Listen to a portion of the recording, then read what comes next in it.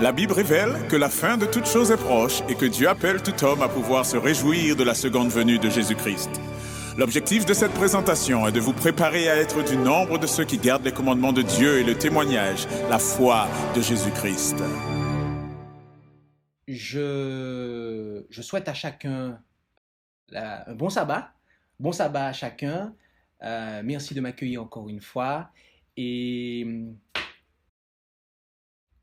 bon sabbat à celles et ceux qui sont avec nous à distance. Merci d'accueillir ce service là où vous êtes. Et par-dessus tout, nous voulons accueillir la parole de Dieu. Nous voulons accueillir Jésus-Christ en ce matin.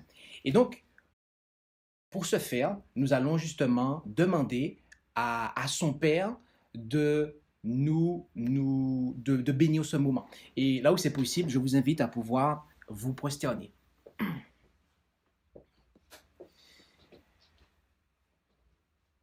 Notre Dieu, notre Père céleste, merci pour ce privilège que nous avons de pouvoir nous tenir en ta présence, nous présenter devant toi. Et nous sommes conscients de notre indignité.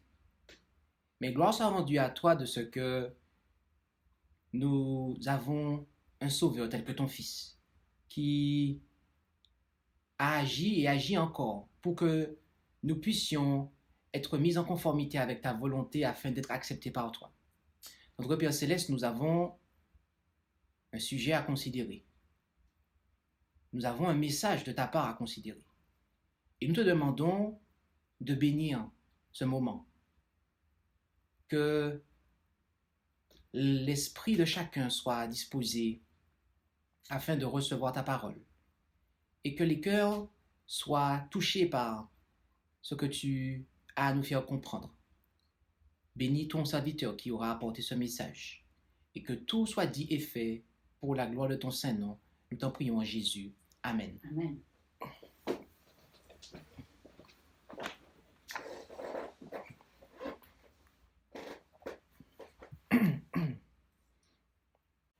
Le titre de cette présentation est « Investir en bourse ». Que dit la Bible? Je vous invite à vous rendre avec moi dans notre premier texte qui se trouve en Luc 12, versets 13 à 15. Où allons-nous?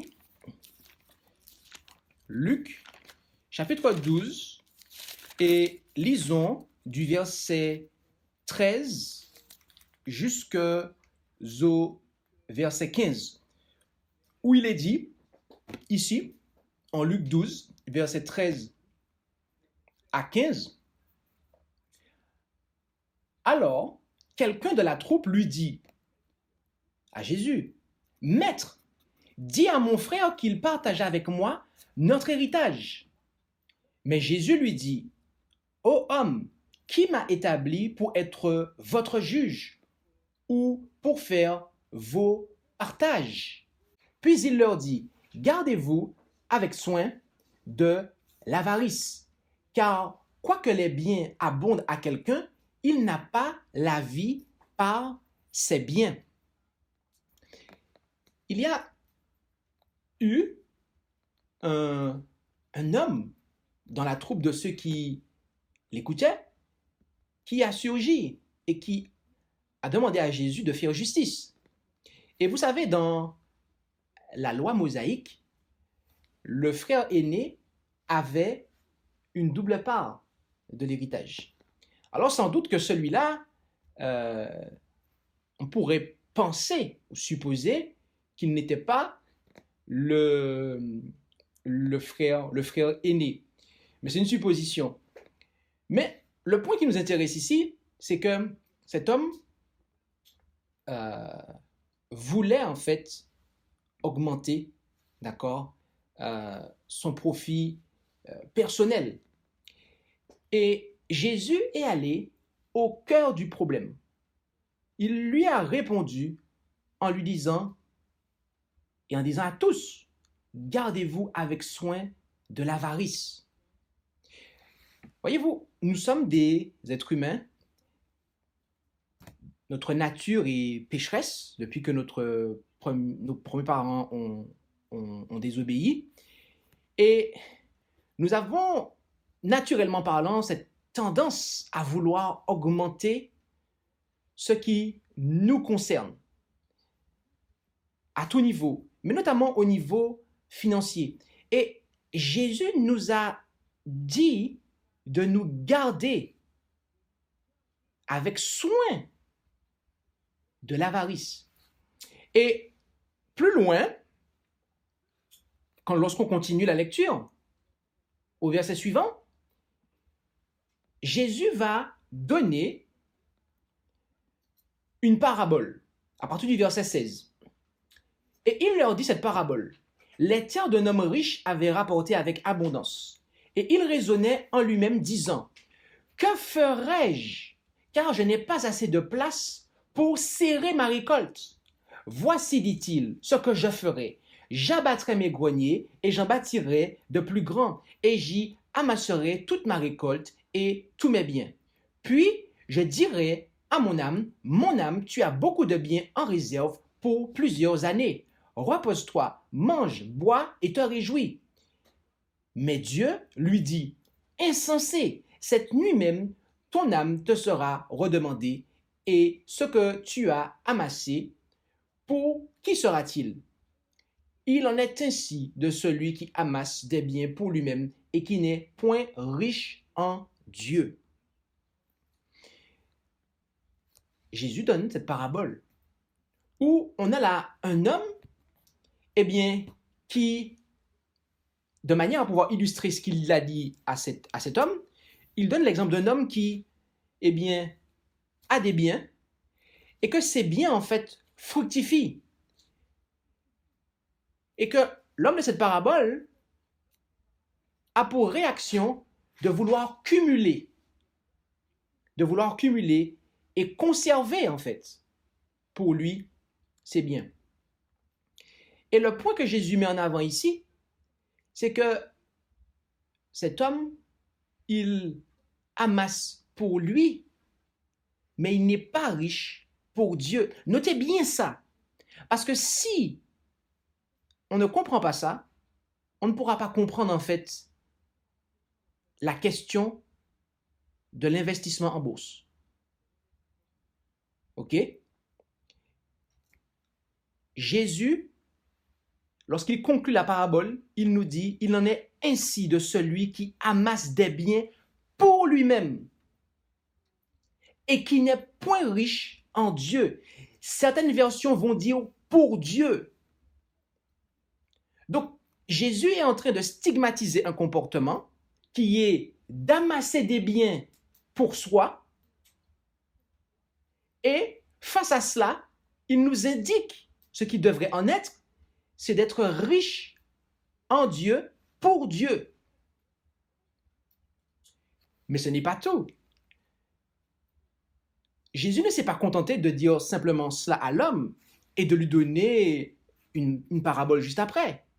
L'enseignement continue dans le chapitre. Et oui, poursuivons. Toujours en Luc 12, lisons à partir du verset 22. Luc 12, à partir du verset 22 jusqu'au verset 30. Alors, il dit à ses disciples, notez, alors, donc sur la base de ce qu'il a dit, il continue. C'est pourquoi je vous dis, ne soyez point en souci pour votre vie, de ce que vous mangerez, ni pour votre corps, de quoi vous serez vêtus. La vie est plus que la nourriture et le corps plus que le vêtement. Considérez les corbeaux, ils ne sèment ni ne moissonnent et ils n'ont point de cellier ni de grenier, et Dieu les nourrit. Combien ne valez-vous pas plus que des oiseaux? Et qui de vous peut par ses inquiétudes ajouter une coudée à sa taille? Si donc vous ne pouvez pas, si donc vous ne pouvez pas même les plus petites choses, pourquoi vous inquiétez-vous du reste? Considérez comment les lys croissent, ils ne travaillent ni ne filent. Cependant, Je vous dis que Salomon même, dans toute sa gloire, n'a point été vêtu comme l'un d'eux. Que si Dieu revêt ainsi une herbe qui est aujourd'hui dans les champs et qui demain sera jetée dans le four, combien plus vous vêtira-t-il, gens de petite foi? Et ne vous mettez point en peine de ce que vous mangerez ou de ce que vous boirez, et n'ayez point l'esprit inquiet, car ce sont les nations du monde qui recherchent toutes ces choses, et votre Père sait que vous en avez besoin. Jésus, ici, décourage quiconque de se soucier du fait d'augmenter, de cumuler ses profits personnels. Il n'encourage personne à augmenter ses profits personnels. Il nous fait prendre exemple sur les corbeaux, les oiseaux. Ils ne cumulent pas, en fait. Ils ne sont pas en train d'investir de manière à ce que ça puisse augmenter.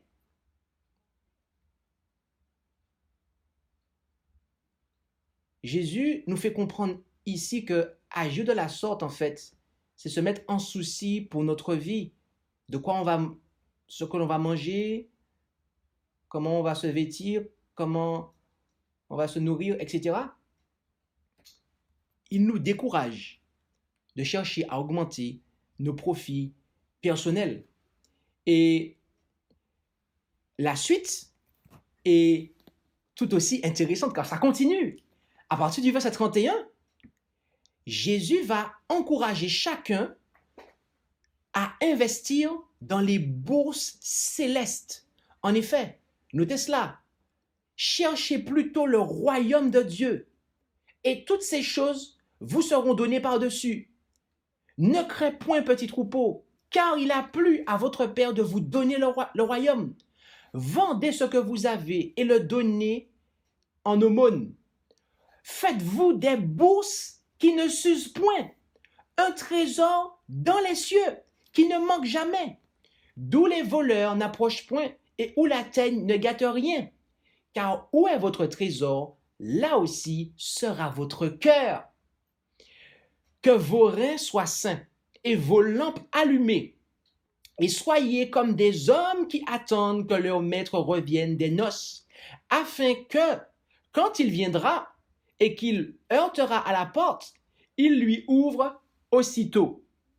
Heureux ces serviteurs que le maître trouvera veillant quand il arrivera. Je vous dis en vérité qu'il se scindra, qu'il les fera mettre à table et qu'il viendra les servir. Que s'il arrive à la seconde ou à la troisième veille et qu'il les trouve dans cet état, heureux ces serviteurs-là. Vous savez que si un père de famille était averti à quelle heure un larron doit venir, il veillerait et ne laisserait pas percer sa maison. Vous donc aussi, soyez prêts, car le Fils de l'homme viendra à l'heure que vous ne penserez point. Amen. Jésus encourage, après avoir découragé quiconque d'investir dans les bourses terrestres, Jésus alors encourage chacun à investir dans les bourses célestes. D'accord? Cette fois-ci, il a découragé d'investir dans les bourses terrestres et là maintenant, il l'encourage à investir dans les bourses célestes en disant « Vendez ce que vous avez et le donnez en aumône. Faites-vous des bourses qui ne s'usent point, un trésor dans les cieux qui ne manque jamais, d'où les voleurs n'approchent point et où la teigne ne gâte rien. Car où est votre trésor, là aussi sera votre cœur. » Lorsque quelqu'un investit en bourse, ici-bas, sur terre, il prend des actions, d'accord? Il prend des actions dans les entreprises, il a des actions et il place de l'argent, il donne des sommes, et selon que l'action va, selon que l'entreprise terrestre va augmenter son chiffre d'affaires, les actions qu'il aura placées vont prendre. Donc, s'il a placé 1500 euros et que l'action a doublé je sais pas moi, de 10%, eh bien, il faudra multiplier les 1500 par 10. Et on va voir, en fait, surtout si c'est ce taux-là auquel lui-même est assujetti. Mais Jésus nous dit de ne pas, en fait, placer notre argent dans les bourses terrestres. Car si notre trésor, ça veut dire nos biens, on les place, en fait, dans les bourses terrestres, cela révèle que notre cœur est dans le verset 34, que notre cœur est sur terre, en fait. Et Jésus va lier cela à quelque chose de très important. Il va faire comprendre après que ceux qui auront placé leur argent dans les bourses terrestres, eh bien, ne seront pas prêts pour son retour et seront surpris par son retour.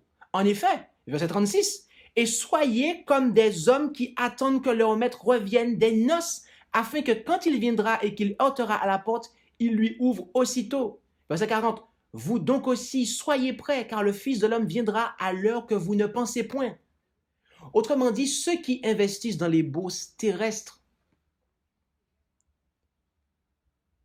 étant donné que leur cœur n'est pas au ciel, mais sur terre, eh bien, le retour de Jésus, qui quitte le ciel pour venir sur terre, les surprendra.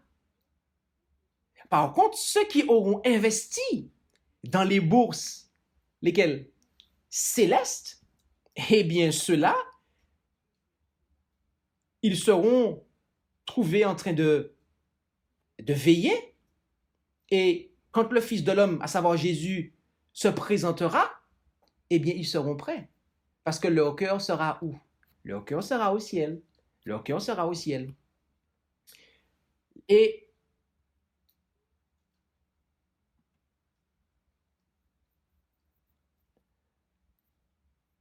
Jésus, en réalité, encourage chacun à investir uniquement dans les bourses célestes. Notons un passage parallèle dans un autre évangile qui est Matthieu, chapitre 6, versets 19 à 25. Et c'est un passage qui est complémentaire, car il reprend en fait des éléments de Luc. Et notons cela ici. Ne vous amassez pas des trésors sur la terre, où les vers et la rouille gâtent tout, et où les larrons percent et dérobent. Mais amassez-vous des trésors dans le ciel, où les vers ni la rouille ne gâtent rien, et où les larrons ne percent ni ne dérobent point. Car où est votre trésor, là sera aussi votre cœur. L'œil est la lumière du corps. Si donc ton œil est sain, tout ton corps sera éclairé. Mais si ton œil est mauvais, tout ton corps sera ténébreux. Si donc la lumière qui est en toi est ténèbre, combien seront grandes ces ténèbres? Et notez la suite. La suite que Luc ne nous donnait pas, mais que Matthieu va nous donner. Donc là, Matthieu est en train de compléter ce qu'on a lu en Luc. Nul ne peut servir deux maîtres, car ou il haïra l'un et aimera l'autre, ou il s'attachera à l'un et méprisera l'autre. Vous ne pouvez, dit Jésus, servir Dieu et Mammon. C'est pourquoi je vous dis, ne soyez point en souci pour votre vie de ce que vous mangerez et de ce que vous boirez, ni pour votre corps, de quoi vous serez vêtus. La vie n'est-elle pas plus que la nourriture et le corps plus que le vêtement? Amen. Vous avez noté cela? Ici, on a des propos. On a des propos que nous avons lus en Luc. Mais il y a une phrase, en fait, que Luc ne nous a pas rapportée, qu'on a lu tout à l'heure, c'est celle qui est au verset 24. Et que Matthieu nous précise, nul ne peut servir deux maîtres, car ou il haïra l'un et aimera l'autre, ou il s'attachera à l'un et méprisera l'autre. Vous ne pouvez, dit-il, servir Dieu et Mammon. Jésus a dit que ce n'est pas possible. Dites-moi, est-ce que Jésus ment? Il est le témoin fidèle. Il ne ment pas. Jésus a dit que ce n'est pas possible. On ne peut pas dire qu'on attend le retour de Jésus, à savoir que nous sommes des adventistes, ok? Et même des adventistes du 7e jour, je préciserai. Et puis qu'en même temps, en fait, on investit en bourse, dans les bourses terrestres, de manière à ce que ça nous rapporte. Jésus a dit que il nous fait comprendre que c'est un service qui est partagé. Agir de la sorte, c'est un service partagé.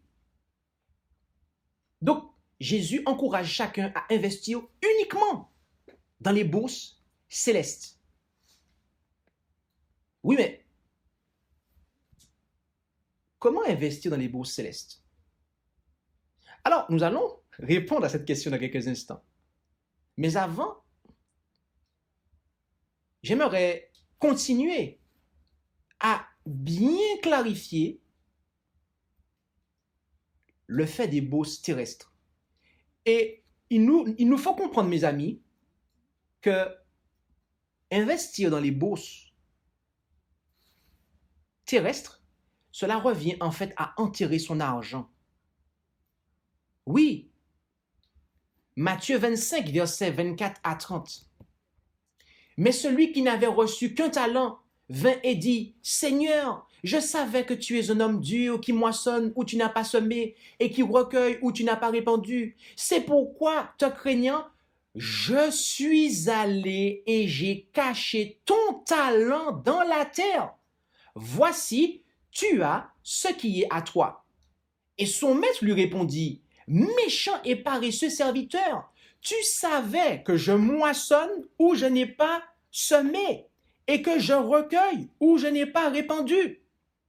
Il te fallait donc donner mon argent au banquier et à mon retour, j'aurais retiré ce qui est à moi avec intérêt. Ôtez-lui donc le talent et le donnez à celui qui a les 10 talents. Car à celui qui a, on donnera et il aura encore davantage. Mais à celui qui n'a pas, on ôtera même ce qu'il a. Jetez donc le serviteur inutile dans les ténèbres de dehors. Là seront les pleurs et les graissements de dents.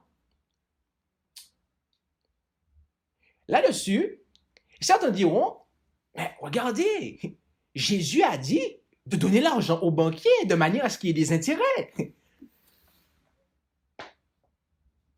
C'est ce que Jésus a dit en fait. Mais c'est quoi ça? C'est une parabole. D'accord. Ici, Jésus nous parle de la moisson. La moisson, ça représente quoi en fait? La moisson représente lorsque des âmes sont gagnées à la vérité, n'est-ce pas? Donc quand on sème la parole de Dieu. Et la moisson, c'est le fait, d'accord, de voir des âmes gagnées à la vérité. Et Jésus, dans la parabole, il dit qu'il recueille où il n'a pas semé. Donc, c'était à lui, en fait, de semer là où Jésus n'avait lui-même pas semé. Il devait être un ouvrier pour le Seigneur, pour semer dans les cœurs. Donc, il y a le fait d'être ouvrier ici. Cet homme n'avait pas été en mesure de pouvoir être ouvrier pour le Seigneur. Ils n'avaient pas les compétences, en fait, pour œuvrer pour le Seigneur. Par exemple, quelqu'un pourrait dire, je ne suis pas prédicateur. D'accord? Je ne sais pas rédiger des textes pour faire de la littérature, pour partager l'évangile. Je ne suis peut-être pas un orateur, je ne suis pas ni même un écrivain. Et donc, se dire que ça s'arrête là. Mais Jésus dit à l'homme, il fallait donner l'argent au banquier, de manière à ce qu'il y ait quoi? Des intérêts. Si la moisson, si le fait de semer et de moissonner correspond en fait à l'œuvre de Dieu, la banque ici, c'est quelle banque en fait? C'est quelle banque? Je pense que c'est clair en fait. Ce sont les bourses du Seigneur. C'est la banque du Seigneur. Jésus ne fait pas ici allusion aux banques du monde en fait.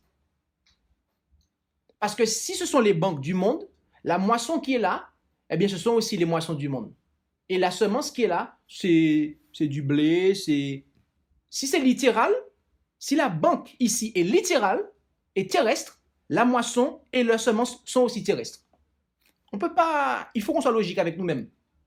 Par contre, si la moisson, et on le sait, il n'y a qu'à voir les premières paraboles que Jésus a données, on sait que la moisson correspond au fait de gagner des âmes en fait. Parce que la semence, c'est la semence de la parole de Dieu. Jésus-Christ est le semeur. D'accord? Eh bien, à ce moment-là, il s'agit de l'œuvre du Seigneur, en fait. Et donc, là, ici, on comprend que cet homme n'a pas investi son talent. Il ne l'a pas fait fructifier dans l'œuvre de Dieu. Et donc, il a caché son talent, en fait, dans la terre. Il nous a été dit à ce propos, au cours de la nuit, j'ai reçu l'ordre de dire au peuple de Dieu que ce n'est pas selon sa volonté que ceux qui croient en sa prochaine venue investissent leurs moyens dans des actions minières. Cela reviendrait à enterrer le talent de notre Seigneur dans la terre, nous dit la messagère. À l'époque où elle écrit ça, il y avait en fait des mines, d'accord, mines de charbon, etc. Et les gens pouvaient avoir des actions dedans en fait. Et il y avait au sein de l'adventisme, eh bien, des personnes qui disaient investissons en bourse, parce que ça c'était la bourse de l'époque en fait, investir avoir des actions dans les mines, etc., dans les entreprises comme ça. Et Dieu a parlé très clairement, en fait, par sa messagère, en faisant comprendre que ce n'est pas la volonté de Dieu, car investir dans ces bourses-là, dans les bourses terrestres, eh bien, cela revient à enterrer le talent de notre Seigneur dans la terre. Vous vous rendez compte? Oui, parce qu'il est mis dans une bourse terrestre. Il n'est pas mis dans une bourse céleste. Le Seigneur ne peut pas glorifier son nom dans la personne de prédicateurs qui essaient de servir Dieu et Mammon. D'accord? Nous ne pouvons pas conseiller aux gens de placer leur argent dans les mines ou dans des lotissements en leur faisant miroiter l'espoir qu'ils doubleront leur capital à bref délai. OK? Le message qu'il faut proclamer est celui-ci. Vendez ce que vous possédez et donnez-le en aumône. Faites-vous des bourses qui ne s'usent point, un trésor inépuisable dans les cieux, où le voleur n'approche point et où la teigne ne détruit point. Car là où est votre trésor, là aussi sera votre cœur. Luc 12, versets 33 et 34. Immédiatement avant l'entrée des Israélites dans le pays de Canaan, Satan chercha à les séduire et à les entraîner dans l'idolâtrie, pensant les conduire à la ruine. il agit de la même façon aujourd'hui. Des jeunes hommes auraient pu devenir d'utiles ouvriers avec Dieu, mais ils se sont laissés absorber par les affaires et ils ont vendu leurs intérêts dans la vérité pour la perspective d'avantages matériels. Ils sont nombreux, ceux qui se tiennent à l'écart du service du Seigneur parce qu'ils désirent gagner de l'argent. Satan les emploie en outre pour en détourner d'autres. Le tentateur s'approche des hommes comme il s'approchera de Jésus, leur montrant toute la gloire de ce monde. Et lorsqu'un certain succès couronne leurs essais, ils deviennent avides de gain, perdent leur amour pour la vérité et leur spiritualité s'en va. L'héritage éternel, l'amour de Jésus s'estompe dans la vision des perspectives éphémères de ce monde. Notez qu'ici, la messagère nous dit qu'on ne peut pas conseiller aux gens de placer leur argent dans les mines ou dans des lotissements en leur faisant miroiter l'espoir qui doubleront leur capital à bref délai. Et après, il nous est dit que pourquoi il y a peu de jeunes qui sont utiles dans l'œuvre de Dieu.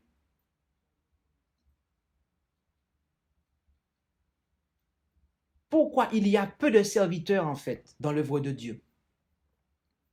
Notez, de jeunes hommes auraient pu devenir d'utiles ouvriers avec Dieu, mais ils se sont laissés absorber par les affaires et ils ont vendu leurs intérêts dans la vérité pour la perspective d'avantages matériels. Ils sont nombreux ceux qui se tiennent à l'écart du service du Seigneur parce qu'ils désirent gagner de l'argent.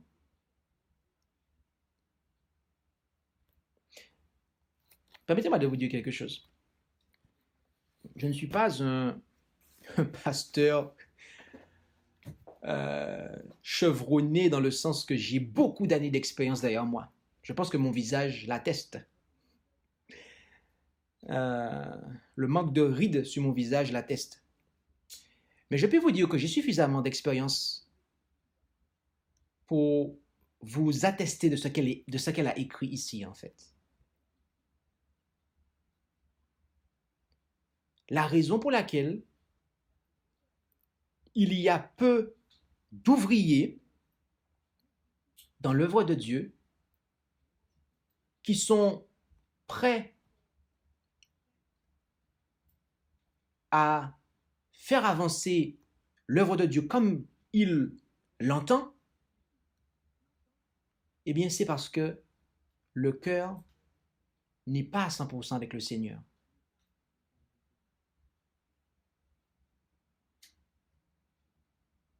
On ne peut pas servir Dieu et Mammon.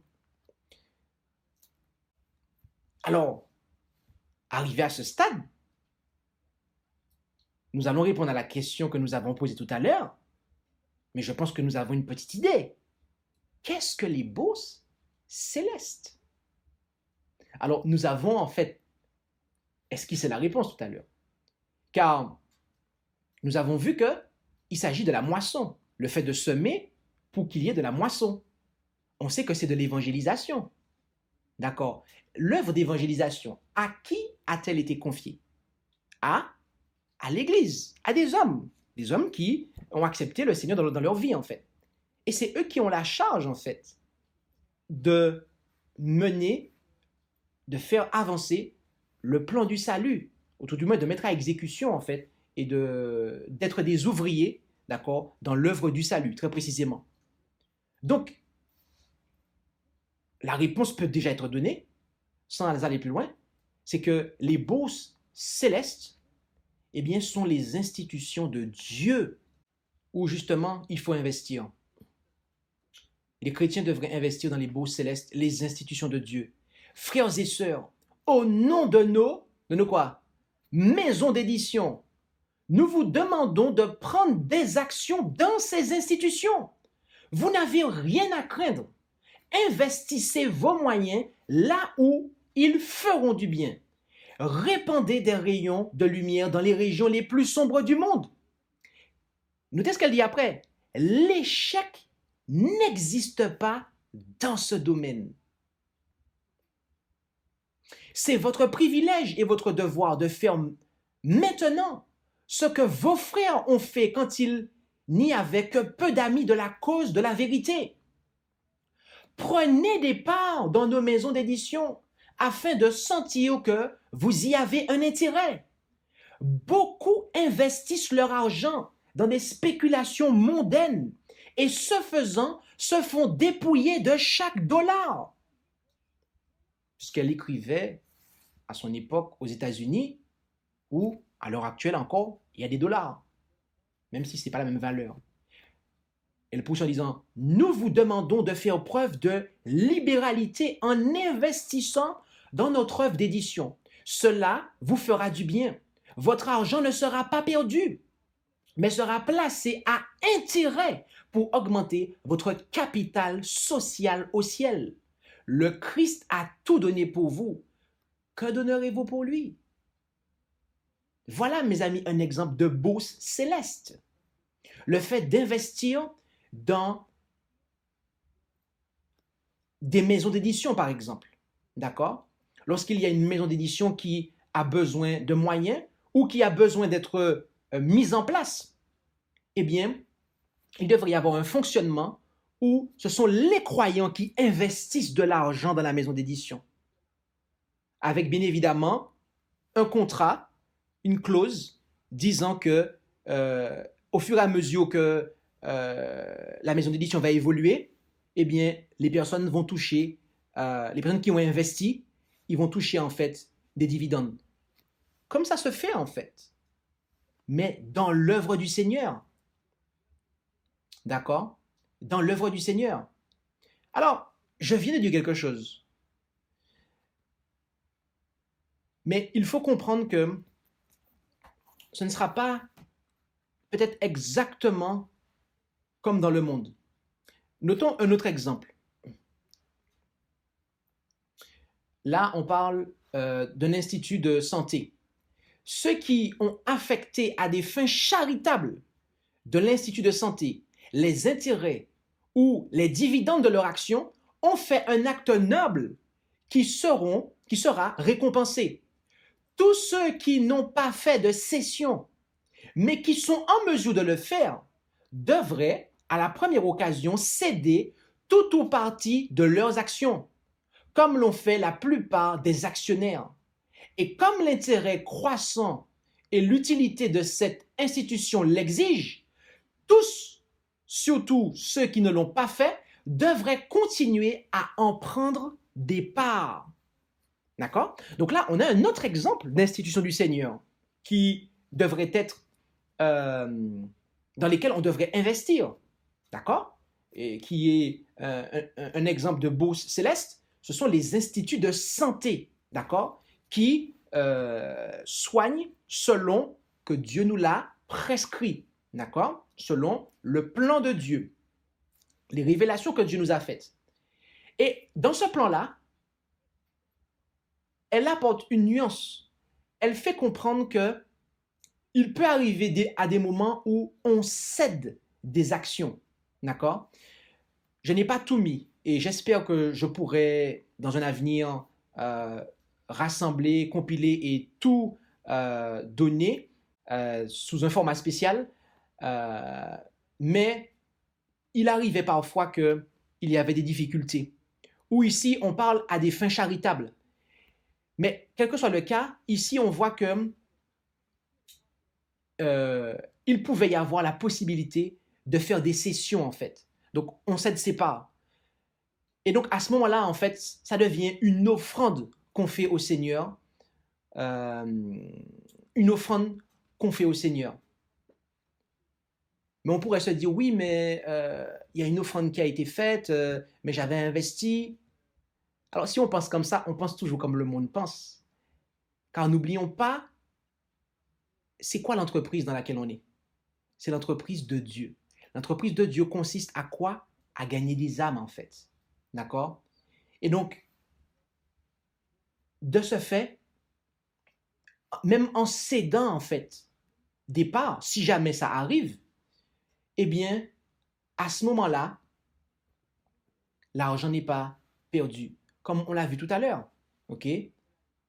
L'échec n'existe pas dans ce domaine. Pourquoi? Parce qu'il s'agit en fait du royaume de Dieu. Et le royaume de Dieu, son œuvre consiste en fait à sauver des âmes. Voilà mes amis, ce qui devrait en être. Les chrétiens ne devraient pas investir dans les bourses terrestres. Ils devraient investir uniquement dans les bourses célestes, à savoir dans des institutions de Dieu. Dieu nous appelle à annoncer son message. Comment?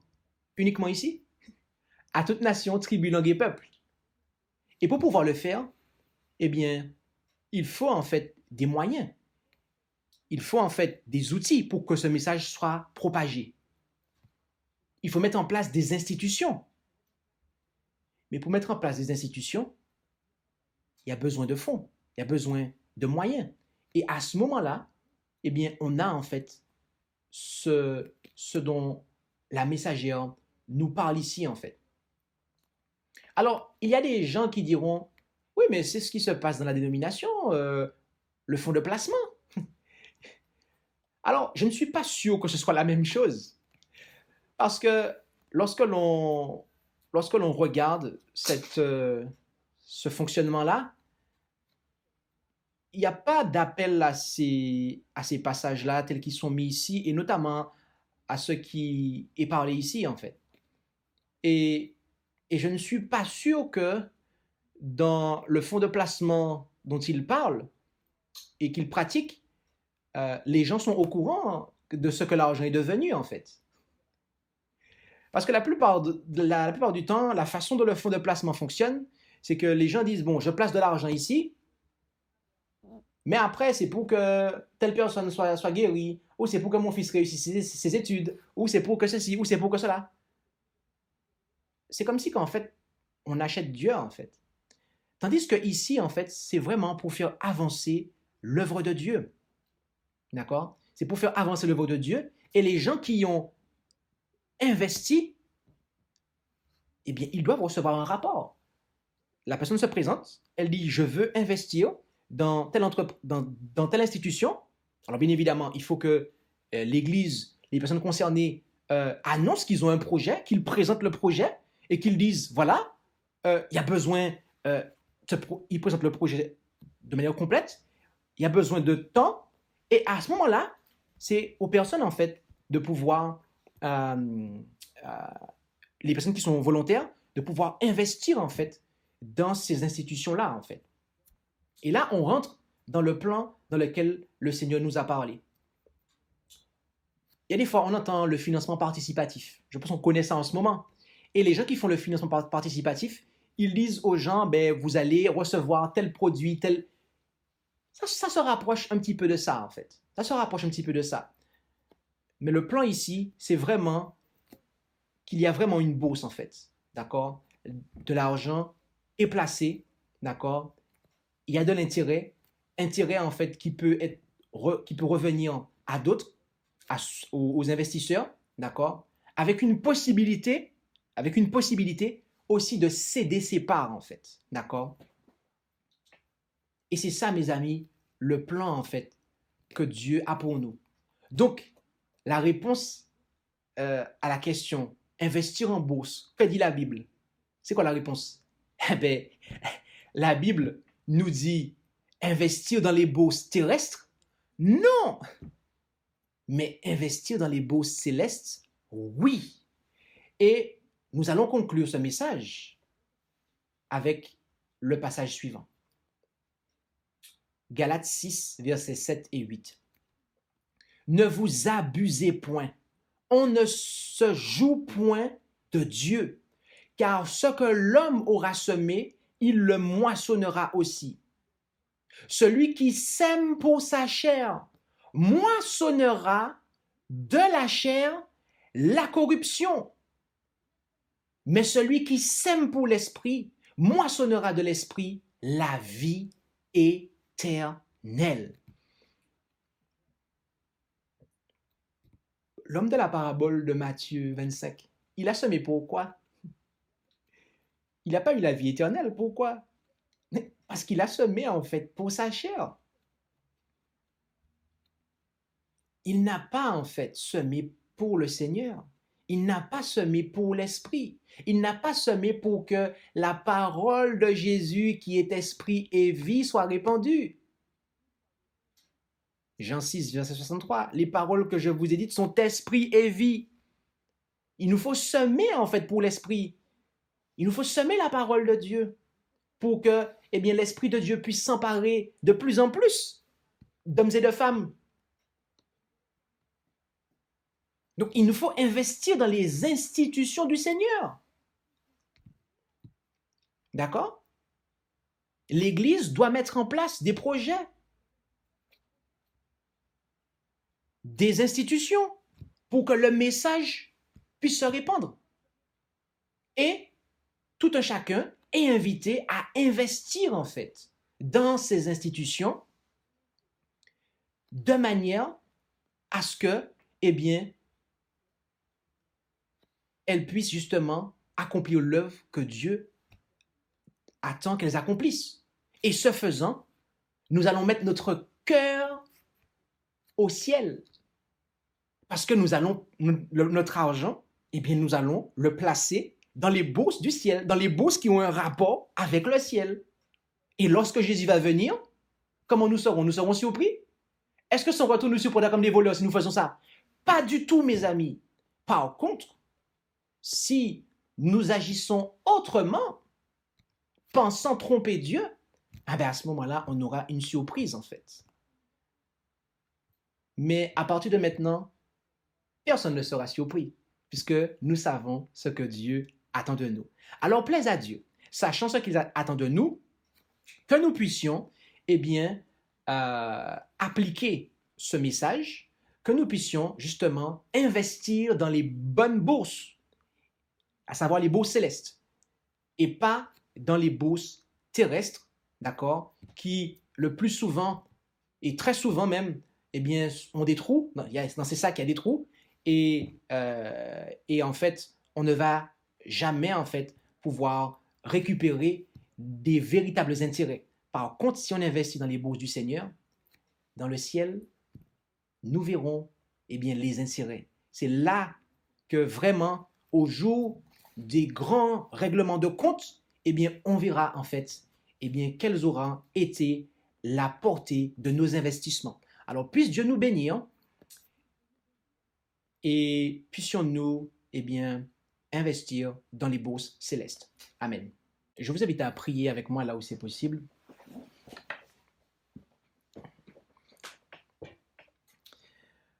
Notre Dieu, notre Père céleste, nous te remercions pour ta parole qui est une lampe à nos pieds, une lumière sur notre sentier. Et tu nous instruis quant à la façon de voir les richesses. Tu nous instruis quant à la façon dont nous devons les placer. Et tu nous fais comprendre par ton Fils Jésus que nous devons investir nos moyens, non pas dans les sacs percés de ce monde, mais dans les bourses célestes. Aide-nous, Père, à comprendre cela. Aide-nous à avoir un cœur non partagé, à réaliser que nous ne pouvons pas servir 2 maîtres à la fois. Nous ne pouvons pas investir à la fois dans le terrestre et en même temps dans le céleste. Cela n'est pas possible, nous a dit Jésus.